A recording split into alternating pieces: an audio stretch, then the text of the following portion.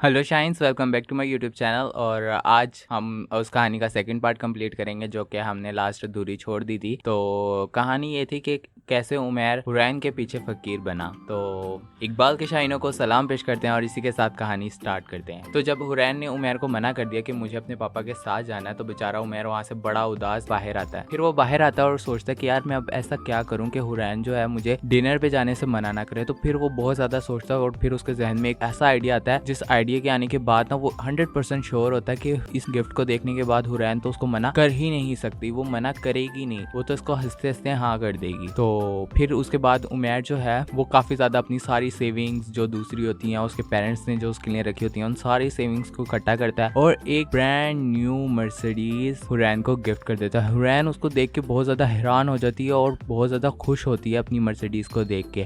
फिर उसी वक्त उमैर ये सोचता है कि अब सही मौका है इससे डिनर पे लेकर जाने के लिए। उमैर इतना ज़्यादा एक्साइटेड होता है कि वो अपने दोस्त को कह के, जो कि एक मशहूर होटल का मैनेजर होता है, उसको कह के एक डिनर की टेबल बुक करवा लेता है और बहुत ज़्यादा एक्साइटेड होता है कि आज हम लोग कैंडल लाइट डिनर करने वाले हैं। तो वो 2 बंदों की टेबल रिजर्वेशन करवा लेता है और जब वो हुरैन से कहता है कि आज तुम मेरे साथ डिनर पे चलोगी, तो हुरैन उसको कहती है सॉरी लेकिन मेरे आज कोई दूसरे प्लान है। और उसी के साथ हुरैन उस गाड़ी में बैठती है और गाड़ी में बैठ के वो चली जाती है। उमैर ये देख के बहुत ही ज़्यादा दुखी हो जाता है और फिर उमैर उसी होटल में चला जाता है जहाँ पे उसने रिजर्वेशन करवाई होती है। और जब वो उस होटल में बैठा खा रहा होता है तो वो देखकर बहुत ही ज़्यादा हैरान होता है कि सामने से हुरैन आ रही है और उसके साथ उसी का एक कोवर्कर होता है जो कि बहुत ही ज़्यादा डंप होता है। तो वैसे आजकल लड़कियों का यही मसला है, या तो वो हार्ट ब्रेकर को पसंद करती हैं या डंप को पसंद करती हैं। जो एवरेज लड़के होते हैं उनको भैया कोई मुँह नहीं लगाता। खैर, हम कहानी के ऊपर आते हैं और कहानी को आगे लेकर चलते हैं। जैसे ही वो ये देखता है तो उसको बहुत ज़्यादा दुख भी होता है कि मैंने इसके लिए इतना कुछ किया और इसने इसको पसंद किया। फिर वो क्या करता है, वो अपना फोन निकालता है और उन दोनों की तस्वीरें ले लेता है। तस्वीरें लेने के बाद अगले दिन जब वो ऑफिस में जाता है तो वो हुरैन के पास जाता है और हुरैन से कहता है कि अगर तुमने मेरी बात नहीं मानी तो मैं तुम्हें बहुत नुकसान पहुंचाऊंगा। तो हुरैन उसको कहती है कि तुम क्या कर लोगे। तो आगे से उसको वो तस्वीरें दिखाता है जो उसने खरीदी है। हुरैन वो देखकर बहुत ही ज़्यादा शौक होती है कि ये हम दोनों का रिलेशन ओपन कर देगा और इस तरीके से हम दोनों की बहुत बदनामी होगी। हुरैन ये देख के बहुत परेशान हो जाती है और उमैर से कहती है तुम चाहते क्या हो। तो उमैर उसको कहता है कि तुम वापस उसी होटल में आओ और मेरे से बात करो। इतने में जो हुरैन है वो ब्लैकमेल होकर हाँ कर देती है और वो नाराजगी से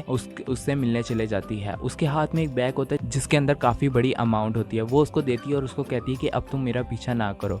उमैर वो अमाउंट देकर बहुत ज्यादा खुश हो जाता है क्योंकि उसने जो भी खर्चा हुरैन पे किया था उसको वो सब कुछ वापस मिल गया। वो खुशी खुशी घर आता है। घर आके वो अपना बैग नॉर्मली रख देता है और वो शावर लेने चले जाता है। इतने में उसके दरवाजे पे दस्तक होती है और वहाँ पे तो भैया उसके ससुराल से कुछ ससुराली आए होते हैं और वो उसको लेने आए होते हैं। डिटेक्टिव कहता है कि तुमने बैंक के अकाउंट में से काफी ज्यादा रकम अपने अकाउंट में ट्रांसफर किया और तुम्हारे खिलाफ इस कानूनी कार्रवाई होगी। और इतने में 2 ऑफिसर्स को कहता है जाओ अंदर से तलाशी लेकर आओ। जब वो दोनों ऑफिसर अंदर तलाशी लेने जाते हैं तो उसको वो पैसे भरा बैग मिल जाता है जिससे उस पे केस हो जाता है और उसको जेल हो जाती है। जेल से सजा काट के आने के बाद उसके ऊपर सारे चार्जेस लग जाते हैं और वो जॉब नहीं कर सकता।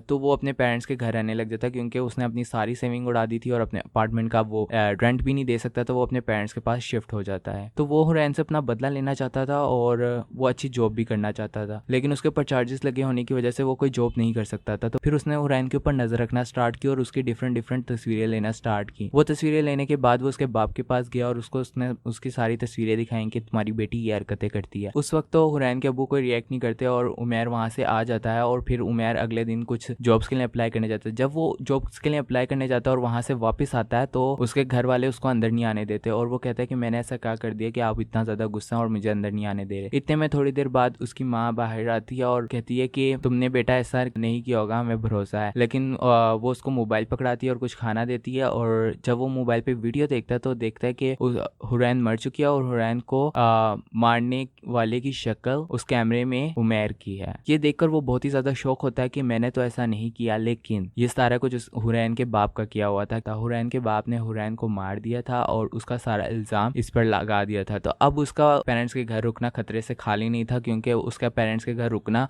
उसके लिए भी और उसके पेरेंट्स के लिए भी बहुत ही ज्यादा जिल्लत और नुकसानदेह हो सकता। तो फिर वो वहां से भाग गया और आज भी बेचारा वो भाग ही रहा है और किस हालत में है किसी को नहीं पता। कौन सी सड़क पे रहता है और क्या करता है किसी को नहीं पता। तो जब जब मैं किसी अपने दोस्त को देखता हूँ तो मुझे उमैर ही नजर आता है। बाकी